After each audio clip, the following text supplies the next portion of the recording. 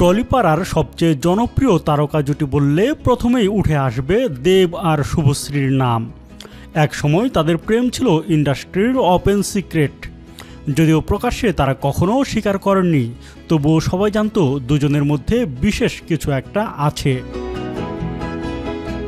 2009 সালে মুক্তি পাওয়া চ্যালেঞ্জ ছবির সেট থেকেই শুরু হয় দেব শুভশ্রীর প্রেম কাহিনী।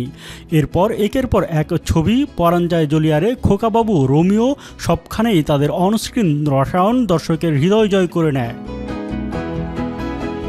শুধু রূপালী পর্দাতেই নয়, অফ স্ক্রিনেও সম্পর্কটা বিয়ের দিকে এগুচ্ছিল। দুই পরিবারও জানতো তাদের ব্যাপারে, তবে রিলেশনশিপে থাকাকালীন সবসময় নিজেদের ভালো বন্ধু বলেই পরিচয় দিতেন তারা। কিন্তু হঠাৎ করেই বদলে যায় সব কিছু। সম্পর্ক ভেঙে যায় দেব আর শুভশ্রীর। অনেকে অবাক হয়ে যান, এমন এক আদর্শ জুটি কেন আলাদা হলো। শোনা যায় দেব শুভশ্রীর মাঝে চলে আসেন রুক্মিণী মৈত্র। তখনও রুক্মিণী অভিনয়ে আসেননি, করতেন মডেলিং। দেবের সঙ্গে বন্ধুত্ব ক্রমশ গভীর হতে থাকে, আর তার আঁচ পৌঁছে যায় শুভশ্রীর কাছেও। ফলে সম্পর্কে দেখা দেয় দূরত্ব।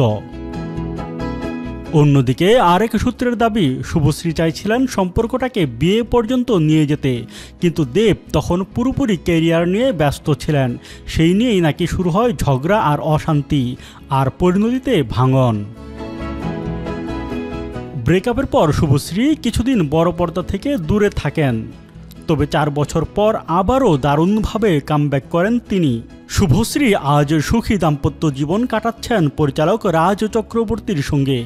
ইউভান ও ইয়ালিনীর মা শুভশ্রী এখন পরিবার আর ক্যারিয়ার দুই দিকেই সমান সফল।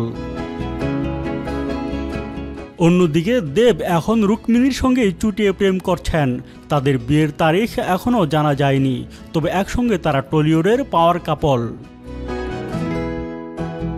10 বছর পর ব্রেকআপের ইতিহাস ভুলে আবারও একসঙ্গে পর্দায় আসেন দেব শুভশ্রী। ধূমকেতু ছবিতে তাদের কেমিস্ট্রি দেখে দর্শকেরা পুরনো দিনের স্মৃতি ফিরে পেয়েছেন। তবে একটা প্রশ্ন আজও অমীমাংসিত রয়ে গেছে, কেন ভেঙেছিল দেব আর শুভশ্রীর সম্পর্ক? এর আসল কারণ হয়তো দেব শুভশ্রী ছাড়া আর কেউ জানেন না। বিনোদন ডেস্ক, বাংলাদেশের খবর।